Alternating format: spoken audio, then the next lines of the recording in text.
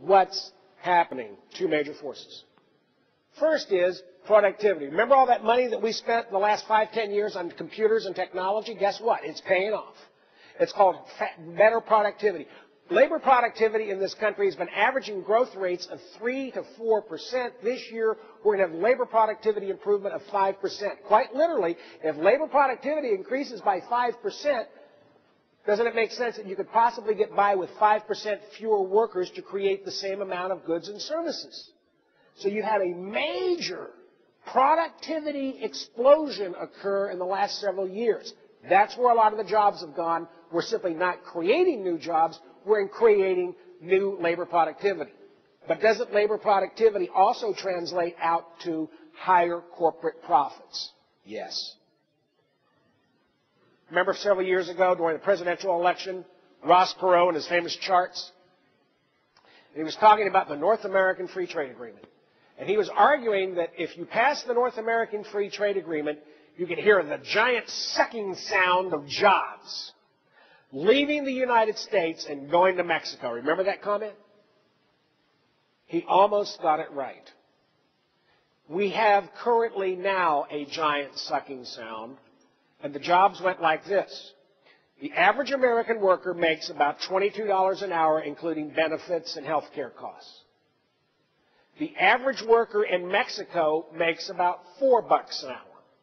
If you want to be the low-cost provider, did you move a lot of your factories and plants to northern Mexico and the maquiladoras? The answer is yes. But now Mexico's got a giant sucking sound. And that sucking sound is coming from China. Because in China, you don't have to pay $22 an hour or $4 an hour. You get to pay 80 cents an hour. And what we've seen is a major migration.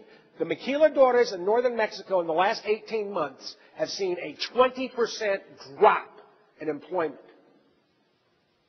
If you begin to look at what's happening in manufacturing in this country, manufacturing employment has dropped by 30% in the last 5 years. And you say, okay, that's manufacturing jobs. But we're service personnel. We're white-collar personnel. Almost. We've got something called out there high-speed broadband transmission. The largest mortgage processing center for the United States is not based in the United States. It's based in New Delhi. Because what's happening now to white-collar service jobs is they're not going to China. They're going to Bangalore and New Delhi. You can go to India. You can go to some parts of Russia and hire an MIT-class engineer or software programmer or a CPA-level accounting professional and pay them less than $10,000 a year. Now, your primary duty, if you're a publicly traded company in the United States today, is not to create jobs for your workers. It is to create profits for your stockholders. That's the reality. And if you find out that you can become more profitable by moving your telecommunication centers overseas, you're going to do it. Here's the big news, folks.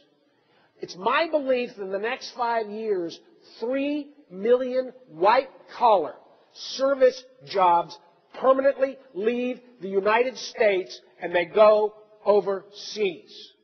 That's the hard reality. And I want to link back to a moment to what you guys do. It's called real estate.